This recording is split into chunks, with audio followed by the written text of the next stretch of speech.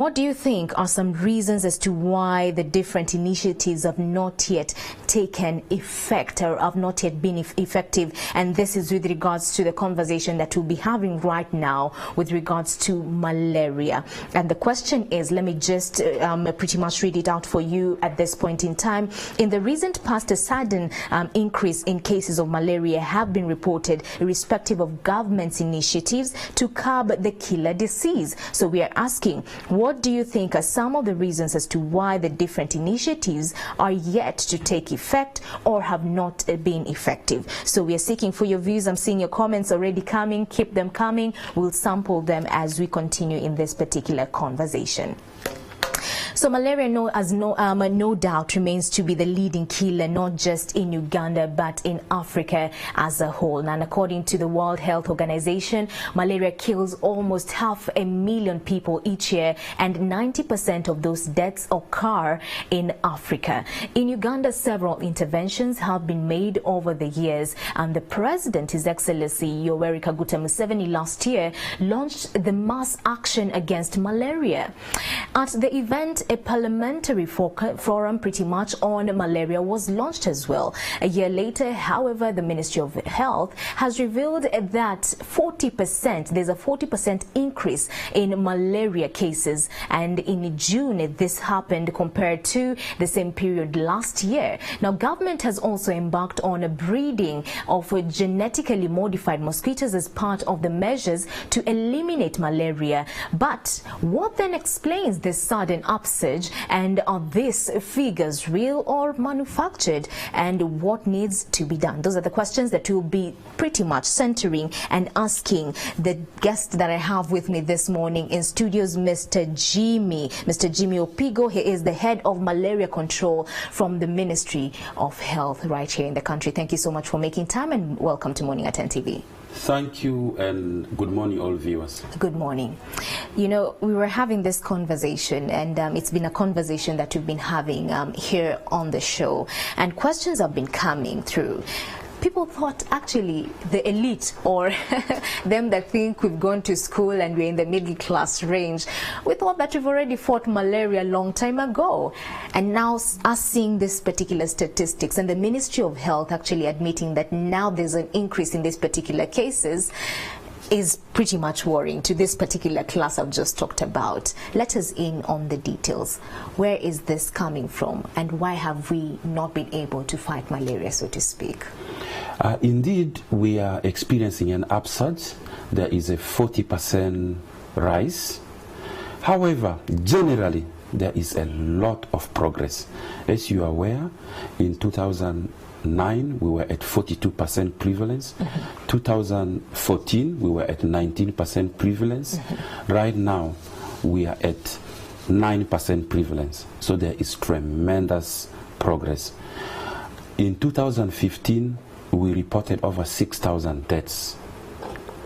Last year, we reported 3,000 deaths, half.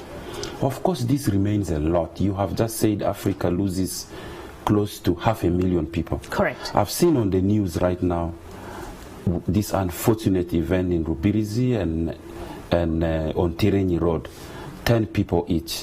However, for malaria, we are reporting over 10 deaths every day. The difference is it doesn't make news. Correct. Yeah. Fortunately, at the moment there is focus. I see the community has suddenly gotten interested. The politicians have gotten interested. So we lose like a taxi crossing every day. Right. Yeah. And now, speaking of that particular increase, 10 deaths every day, every single day. Yeah. Are you in a position to tell us the age group of these particular people who lose their lives? Which age group is at high risk of deaths related to malaria? What are we looking at? Now, connected to your previous question. Okay. Initially, the deaths were mostly in under 5s and pregnant mothers.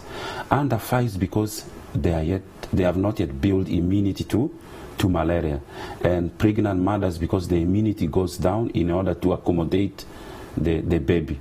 However, for the elite, coming to the elite, and that is where we have a problem. In Kampala right now, we have 60% rise of severe malaria. 60% rise. And most of these present with complications of the kidney, of the brain, of the chest. Some of them get even permanent kidney damage. Now, in this group, severe forms have now moved into adults and young children. 12-year-olds convulse like a child. The reason is, for a very long time, Kampala has had low malaria because the elite have sorted a number of issues. Housing problem. Yes. Because mosquitoes bite inside. As soon as you have a good house, screened, you are done almost with mosquitoes. But what has happened, because they have had no malaria, their immunity went down. 2, they became complacent. Yes. And most important, there has been travels. Now we take our kids to the village. In some cases, the village housing is not as good as here.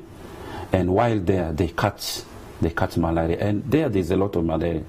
Even as adults, when we travel for work, we are not mindful that we shall pick a problem and bring back to the house. No. For other diseases, people are very careful. But Mr. Opego, someone would argue that if you're having 60%, you say, in terms of the cases that are being reported and the upsurge of the same here in Kampala, what are we looking at? What are we fighting against? Is it a matter of lack of sensitization, especially when you point out matters to do with the liver, with the kidney, all these other organs that now start to fail because of malaria? Is it that now we're self-medicating a lot? Is it that we just think that we fought malaria a long time ago and now, like you said, we are complacent? What factor is contributing to this 60%? It is multidimensional problem. One, of course, as I said, immunity having gone down. Okay. There is some climate change this year. There is more rains. Of course, the movements, including the pilgrimage we had in June, correct, which had over 1 million people staying out. Many came from up country and left behind a lot of infected mosquitoes. But also, people, especially those in Kampala now, many tested for malaria several times. And so if they get a fever, right now the malaria is least of their of their worries, yes. So they delay to seek care. Because for the last around 4-5 years, you go and test, they tell you there's no malaria, maybe bacterial infection. So we anticipated this. Actually, during World Malaria Day time, we said, please, people of Kampala, as we get down with malaria, epidemics are going to be very frequent. So we need to be more alert, we need to seek care early, we need to protect ourselves more. But we need to protect ourselves as a family, a whole unit. Correct. Yeah. So that you don't leave the house help unattended, the Samba boy unattended, because there would be a reservoir. And in any case, you know, we come back home late sometimes, and the kids are taken care of by the house help. During that time, maybe you come 11 or midnight or a weekend, you have gone out, mosquito would have picked from the maid and given the child. Correct. Yeah. All right. So what are we looking at? Given that now we have the statistics, especially before we move into the rural areas where the case is totally different, still in Kampala, what initiatives have you put in place as the Ministry of Health? 60% is a big, pretty much indicator. So what have we done to ensure that we reclaim our glory, so to speak, with regards to the low numbers across Uganda? Now, initially, we responded by making sure there are enough supplies and staff know what to do. So and then surveillance to know where the problems are. We listed all the facilities, all the districts where there are problems. Now, this has contained especially deaths. Our deaths have not risen so much. But from last week, the minister, the PS, and the director general directed that we take a very aggressive approach. So this week, we want to constitute teams. We go into those districts. We do camps. We test everybody, treat them so that first we clear the reservoir so that mosquitoes have nothing to pick from person to person. We want to start also a heavy communication to get people to get a little bit keen. Then we notice also people have either misused or abused or lost their nets. The net coverage is so low. We are doing a mosquito net campaign next year, but we have some nets now. So what we have decided, anybody who has malaria, we give you a net, meaning there's a failure of control in your house. Correct. And then we back this with a very strong communication. And you're saying these initiatives will cut across? Will cut across all. Including Kampala? Including Kampala, yes. All right. Yeah, we are launching this, and we'd like to contain this problem in the next 2 months. You know, you spoke of mosquito nets, and it's interesting that we are having this data coming across in some regions, Koboko district included. Yeah. We are having people getting mosquito nets but using them for other things. For example, protecting their crops and many other things that, of course, you wouldn't think that a mosquito net would you pretty much provide services to. Why are we having this? Are we giving out mosquito nets without sensitizing people? Where is the gap? You know, people are very interesting. People have their own priorities. They abuse so many things. You know, for example, you can be given a car to drive. You do something else. But this does not stop government or the authority from intervening. Okay? We need to keep communicating. We need, if possible, to do some enforcement. So it needs a multifaceted approach. Just because some are abusing, there's a group who will do the right thing, as we keep speaking to this group who are abusing. But now, those will be the people who will come with malaria. So we have a best chance to tell them that, wait a minute, you are now admitted, you need blood. Right. Because you did the wrong thing. But you see, when this particular story that you did, thanks to the information that you got, you know, from the Ministry of Health, which was done by the Daily Monitor, pointed out to deep-rooted beliefs, deep-rooted cultures, and how these people relate to mosquito nets. One of the myths is that it gives you a lot of, you know, actually they can suffocate you, that if you're using a mosquito net at night, you could suffocate and die. That is one of the myths that they have. The other myth is that we already know that Kampala is so hot and Uganda is so hot that heat will, you know, increase when you use a mosquito net, and many other myths that they have. So are we saying that maybe we lost the battle at that particular entry point? That entry point whereby we initially gave them the mosquito nets? Did we have an information gap at that particular point? You know, that we're now trying to, you know, building a culture and undoing some cultures which are negative is a continued effort. It will not be a one-off. And we keep studying, and that's why those facts are known. In fact, in the north, it is worse. First, some people perceived it as a bed net. So those who don't have a bed and have to sleep on the floor in a mat thought mosquito nets was not meant for them. Correct. Again, in some cultures, people sleep in groups, especially the youth. They can be 4, 5, and the size of mosquito net we give is not appropriate for them. In some places, people think it is meant for the man. You know, so we have to constantly attempt to change this, and this is where we need the leaders to speak to the people, and the leaders are with us at the moment. Parliament demanded that the minister gives a statement, and she gave a statement last week. And the last 1 month, every week, districts have been raising, and Parliament has been raising. We have the best chance now because everyone is concerned. Initially, people were not very, very concerned. Correct. Yeah. Especially when you're looking at 10 deaths every day. Single day. Yeah. Wow, that's a big number. All right. So as we continue with this particular conversation, the other conversation would be, the other day we just saw the Ministry of Health backing this particular, you know, scientific program and project that will hopefully see us fight malaria to 100%. And this is the production of genetically modified mosquitoes to fight malaria. How long will this take? Now, there are several initiatives to innovate more tools for fighting malaria. You must have heard about the malaria vaccine. It's already being tried in 3 countries. Soon it will be here. Also, more medicines are being made. On the vector front, efforts are being made to fight mosquitoes using mosquitoes. Initially, we attempted to make sterile mosquitoes, and you release them. They were not competitive, and they could not, the mosquitoes last only 1 month. Now, the current idea is that you do a genetic modification, you release them, their offspring also will have that same gene. Correct. Now they go and fight out there, produce mostly males. That's the one plan, the first plan. And male mosquitoes don't transmit malaria.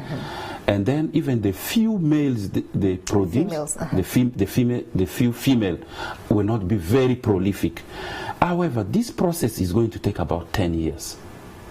And it's not going to replace the other methods of fighting malaria. It's going to be complementary. So we are very happy Uganda is among the first to pick this up, but the process of developing this tool will take about 10 years. 10 years? About 10 years, yeah. Oh, wow. Yeah. Okay. So it is a future tool. It's a future tool, yes. So we should not get excited about it as yet. We could be excited, but the current tools has helped malaria to be eliminated in other parts of the world. So far. All right. So if the GMO route will take 10 years, how many years are we looking at with regards to the malaria vaccination program or the malaria vaccination tool that we're looking at? Now, the malaria vaccination tool, I think we have about 5 years to roll it out. Okay. Those are among the final tests. After those tests, we need to find financing. We need to see how it fits in our immunization program. We need to add it the way we have added measles and rubella recently. We need to train health staff, then roll it out. So it is a whole process. But already funding is being looked for it globally and within. But it's not also going to replace the other malaria fights because immunization is aimed for children. So the adults will still have to use mosquito nets, treat early, close windows, wear long sleeves in the night, wear repellents. Yes. You know, so adults will not be covered by the vaccination Why is it program. limited? Why is it just limited to the children alone? Or are we saying that it's a study that will pretty much progress as the days go by? No, that is the design. And you know, adults would have picked some level of immunity from the bites they've had before. Correct. Except, of course, non-immune travelers would require it. Okay. You know, a vaccination, you introduce something similar to the disease, which makes you to mount, so it will not be very relevant for the adults. And it will reduce malaria by about 60%. Okay. Yeah. That's like any other vaccine, doesn't eliminate completely. All right. So you spoke of the numbers, and the other question that is coming from the public is that are these real figures that we're looking at? We looked at Koboko. I mentioned Koboko before, and malaria is the leading cause of death right there. And just to look at the statistics in the past 6 months, now out of the 27,000 tested children under 5, 20,933, that is around 77% tested positive. While out of the 7,400, pretty much 74,961 tested, about above 5 children above 5. We are having statistics coming back saying that 49,890, that's about 66% tested positive. So if we only have the existing tools that pretty much have been working for us, so to speak, then what other booster is the Ministry of Health planning to use to ensure that these numbers go down? Looking at 77% under 5 and 66% above 5 years. That's a big number. Now, Koboko represents West Nile. That situation is obtaining in the whole of West Nile. West Nile right now is next to Karamoja as far as malaria is concerned. And it didn't make any progress between 2014 and now. The rest of the country made progress. Why is that? So many factors. Partly big refugee influx. They got close to 1 million refugees in. The settlement patterns are different. But this is the place where malaria practice is the worst in the whole country. And unfortunately, that is where I come from. 2 weeks ago, we went there to engage the people, said, really, this is shameful. The whole country is progressing. We are not progressing. Now, beyond the tools, you know, malaria control is a lifestyle issue. So you're saying, number one, that the issue is the uptake of this particular existing tools there have been low. Has been very low. But are you saying that these figures are actually accurate? Yes, these figures are correct. Are they genuine? They are correct. So then that is saying that you're using high figures to get funding have no ground. These figures are reported by the health facilities. They have no connection with the donors. Okay. They have no interest in health financing. Okay, they are service delivery level. In fact, one facility in Nebi is reporting the highest number of deaths, the highest number of severe malaria, more than regional hospitals. And this is a small hospital. One health center in Arua called Oli is reporting the second highest cases compared to Mukono Health Center. For Mukono, you know how busy it is. Correct. Yeah. So this is right, but malaria control, I need my West Nile brothers and sisters to understand, is a personal responsibility, and that is what we are talking about in mass action against malaria. Government ends at giving you a mosquito net, providing for you treatment, but it is you to make sure mosquitoes bite prevention is a personal effort. Now, we build our houses in West Nile with a gap between the roof and the wall.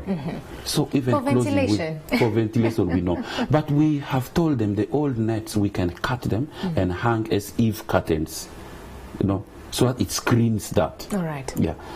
So we need all other diseases. Look, we don't get diarrhea because we wash hands. So in this particular West Nile region, have we exhausted all the channels that are in existence or channels that exist with regards to sensitization? Because it seems like if you're saying the work of government is to give mosquito nets, which you've done. Yeah. Only that they're using them for other purposes. Have we exhausted the channels of communication? We haven't. And as a result, working with our partners, especially USAID, and Global Fund, and now UNICEF, we have developed a very aggressive plan for West Nile, specifically a West Nile strategy to go and confront this issue there, turn everything around. Right. Yeah, and we are going there. We are going to turn things around. The other role of the government is to ensure that these services are available for everyone, every Ugandan. Looking at West Nile and just seeing this particular fact that the leading cause of death is malaria. We know that by the time you have that mosquito bite, it takes about a week or so for it to manifest. Yeah. And many a times it manifests with spiking temperatures. Yeah. And once arrested early, or if you go to the health center early enough, given drugs and treatment, then there's cure. Malaria is curable. Yes. Then why is it still the leading cause of death? If you're saying that we've exhausted in terms of the deliverables of giving these people mosquito nets and providing treatment for all, why are we still seeing these high numbers of death? In fact, as you rightly say, malaria is easily diagnosed, treatable, and curable. So if you seek care within 24 hours, you will not have complicated forms. You take medicine for only 3 days, you are inconvenienced for about a week, and you get back onto business. Within 24 hours after the symptoms? The onset of symptoms, okay. Now, people for some reason, but they could be good reasons, I understand some caregivers, especially mothers, have to wait for permission of a man to take a child to the health facility because you have another 5 children. Correct. Whom you have to leave and there is no one to take care of them. There are several social issues, and so we have our communication plan now. We intended to include even men to understand that sometimes the mother has to quickly move and they have to support it and fall back to take care of the other children who are left behind. So what you're saying is that the reason beyond this, we have introduced what we call integrated community case management. We are giving medicines with village health teams so that we cut the distance to just few households. Yeah, because sometimes the health facilities are far. They can say, okay, we are going tomorrow. You know, the fever may come in the evening, right, and say, we shall go there tomorrow, and by that time it's already severe form. All right. So what you're saying is that the reason as to why we're having these high numbers in terms of death is delayed in intervention, delayed in seeking care. All right, in seeking care. Yeah. There's another issue, drug stockouts, even in the health facility. Is that an issue that we're still grappling with? Are we having issues to do with anti-malarials being dispensed or being, provided in the different health sectors and health centers within the country? Is that an issue? Yes, it is. But the issue is largely sorted. We know we need we have been getting about 20 million malaria cases in the public sector, and the same in the private sector. So we quantify this, and together with our donors, first of all, government has put an earmarked fund for malaria, and they attracted the factory for making anti-malarials just here in Luzira. Correct. So we are able to buy enough anti-malarials. If you go to NMS right now, we have about 8 months of stock. What has beaten us at the moment, and unfortunately it's very sinful, is to have the right quantity in the right place. Now we have a system where every year we go with NMS to sit with the facilities and support them to determine the quantity they need. Unfortunately, this process, they don't take it seriously. So you find some ask for the wrong quantity. So you will find some places are overstocked, some are understocked. Right. So what we do is to do a redistribution. Because NMS has a fixed schedule every 2 months to deliver, although emergency deliveries also are there. But you can imagine they have over 3,000 facilities in the country. It's a very difficult logistics operation. All right. With over 5,000 products to deliver around. So we're dealing with an issue of, logistics. Logistics, where we need, high, numbers of the drugs. Yeah. But Coca-Cola is able to put their drink in every village. A private sector is able to fix this. You don't get a stock out. So we are trying to smarten up as public sector to do the same. How long will it take for that to happen? Because you're having a question on social media. Yeah. And over and above that particular puzzle that you're saying, quantity over, the numbers, quantities that match with regards to the population that is there and the numbers of drugs that you're going to dispense in these particular areas. That's the puzzle that you're trying to crack right now. There's a question coming through from our social media platforms, and we have on Facebook, Maureen Momo. She's saying malaria is rampant because even the drugs that are being given to the patients at the time are found to be expired. What do you have to say with regards to that? That will not happen in this country. Are you saying it will not happen? Her comment is not warranted? It's not warranted, unfortunately. You've never had cases of expired drugs? You've never dealt with such? First, we can't give patients that. We have National Drug Authority. One of its mandate is to make sure we have effective drugs. So when we buy medicines, like these anti-malarials, they have a shelf life of 2 years. We have a rule that they should not reach the country when they are less than 18 months of shelf life. How about the locally produced anti-malarials? Now, this one even will, they produce it as it is being ordered, so it will be 24 months. Now from NMS will release to the facilities when they still have a whole year of self-life. But I think a question is pointed to, does the Ministry of Health go a step further over and above providing these anti-malarials to the Health Center X? Yes. Do you go a step further to monitor such that once these drugs, for example, were not exhausted and they get to that expiry date, that they are cleared off the shelves? Indeed, yes. Do we do that? Yes, but for anti-malarials, they never expire because, as I said, they are on high demand. Partly that. Secondly, places which are overstocked, we redistribute them. They are very expensive medicines. It will be very irresponsible on our side and on the side of facilities to leave them to expire.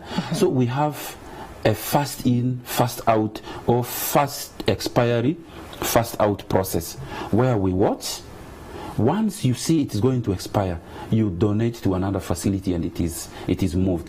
But the minute then NDA monitors on top and make sure they are withdrawn.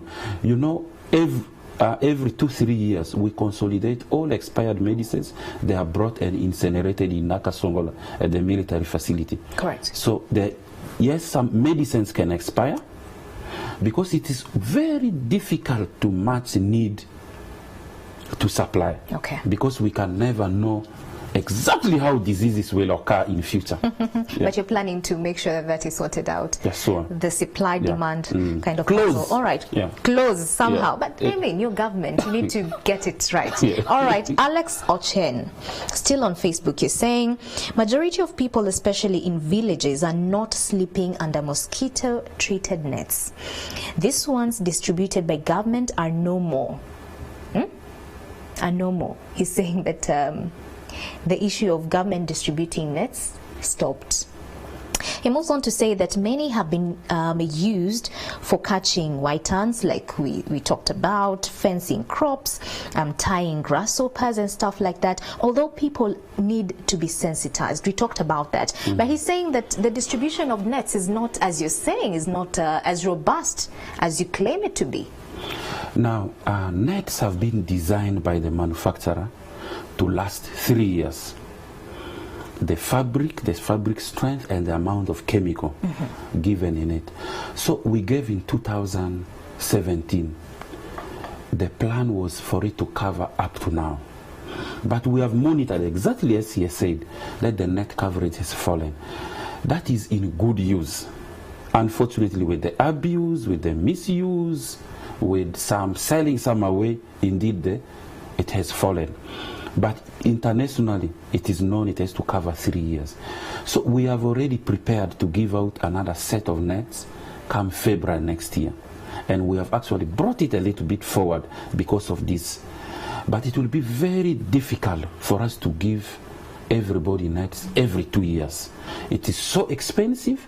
It's a very big operation. How much is a net? A net, by the time it is in the house, is $4. About 15,000. In the factory is about $2.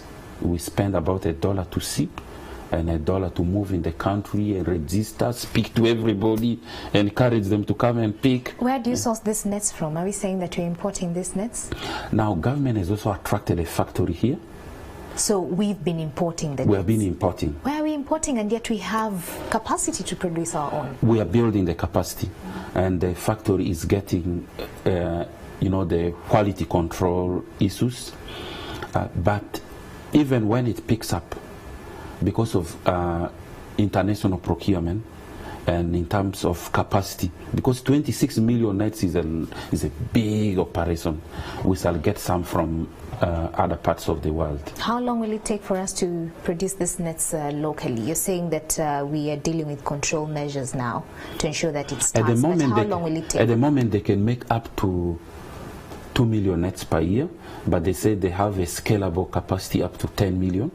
Yeah, because also they need to put the infrastructure, train the human resource, so they can scale up to like 10 million. But for medicines, we can almost make all our needs for anti-malarials here with simpler chemicals. We actually even supply our neighbors, except because of international procurement, they supply Uganda about 40%. Let me ask you a question. So we've said that a mosquito net pretty much will cost 15,000 Uganda shillings each. Yes.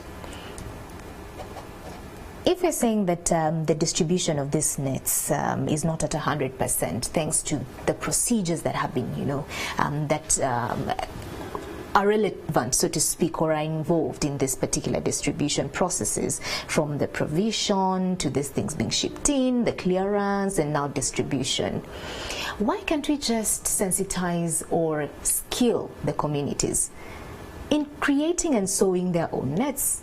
Is it a route that pretty much maybe the Ministry of Health has thought about?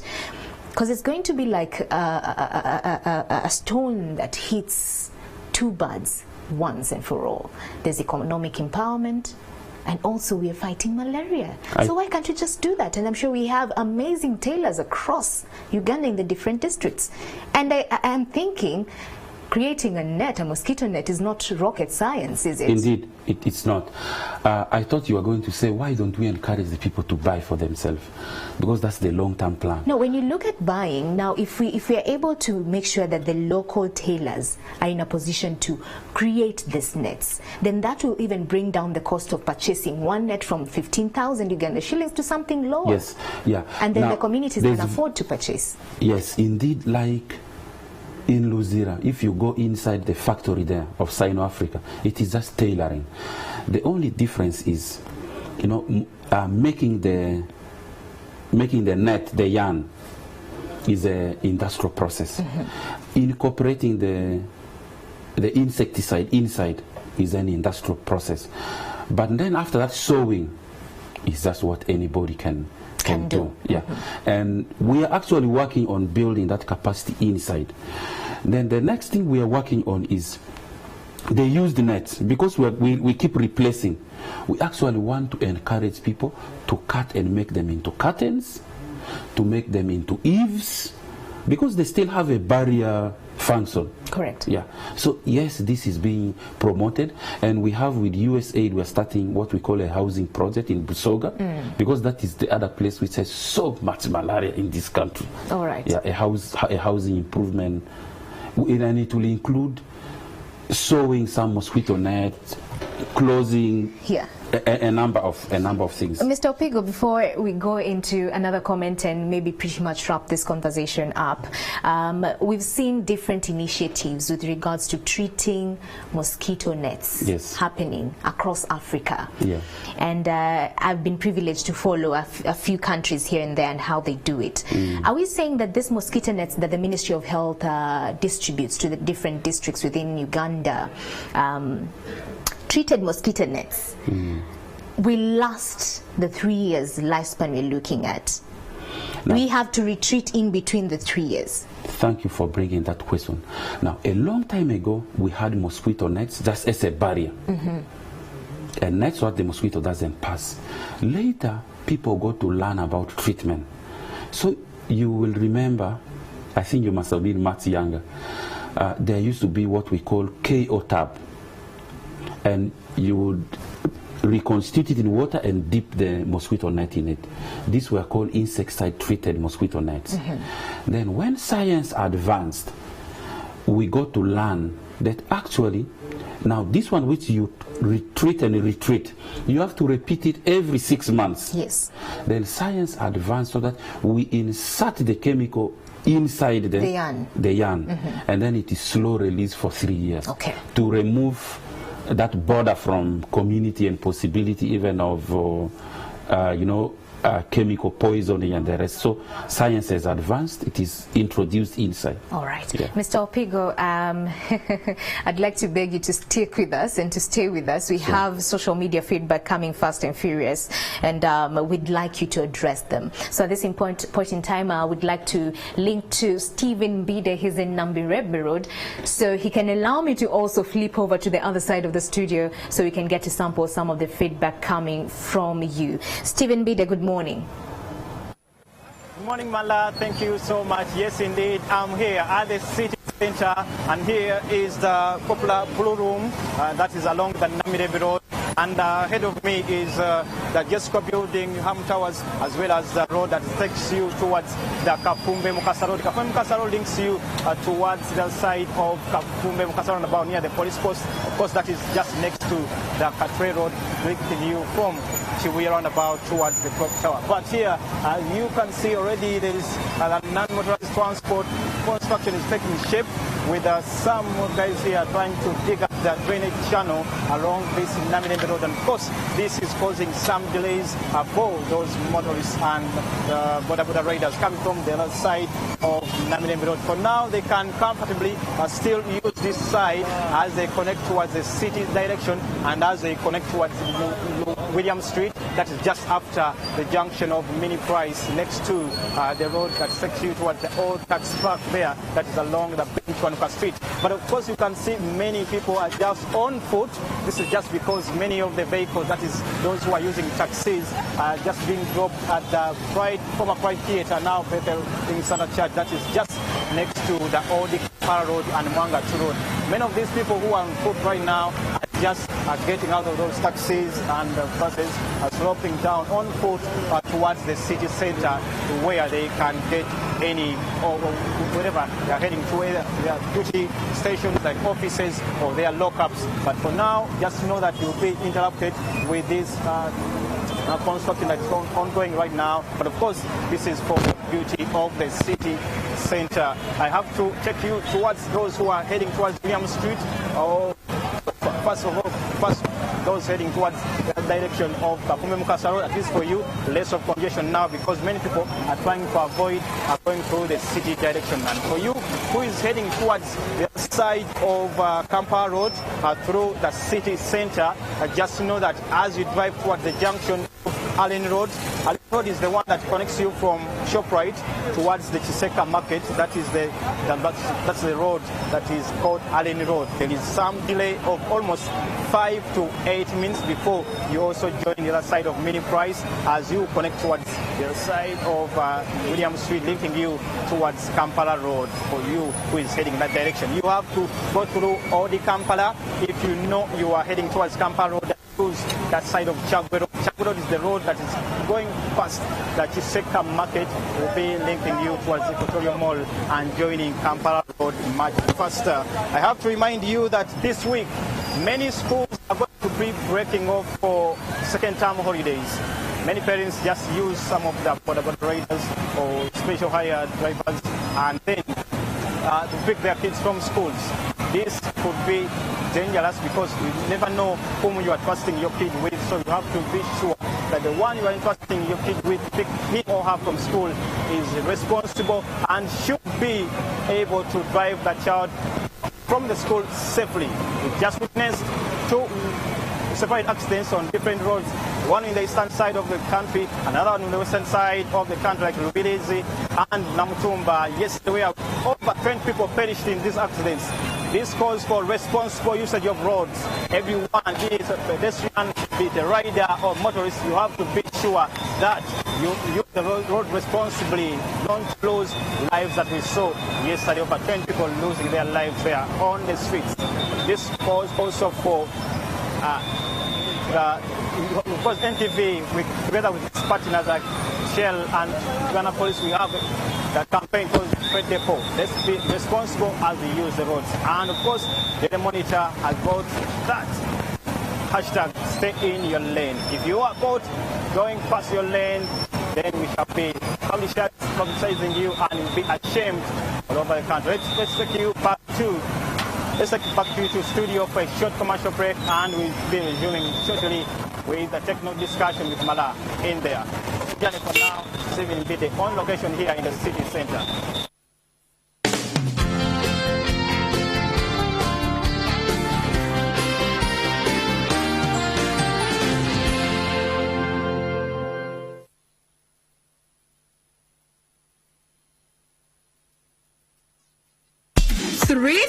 Three. What's up with number 3? It's 3 at Airtel and not 4 anymore. It's 3 shillings per second across all networks in Uganda. Make calls from Airtel to all networks at 3 shillings per second. Get to talk to anyone on any network anytime at 3 shillings per second.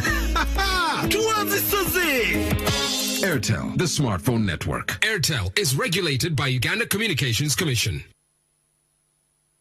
Coming soon on NTV.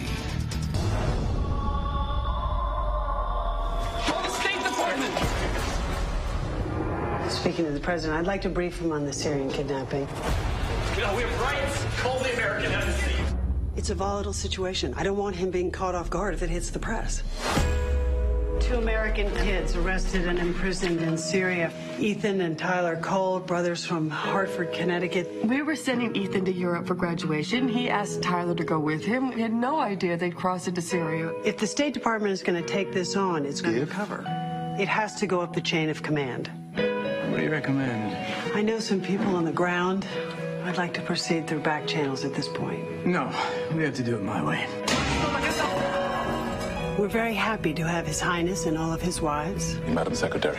Do you have children? I do. I have a son and 2 daughters. A nice small family. Well, I just have the one husband.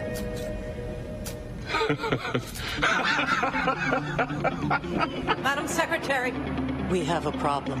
It has to do with Operation Stupid Kids. Is that really what we're calling it? That's what we were calling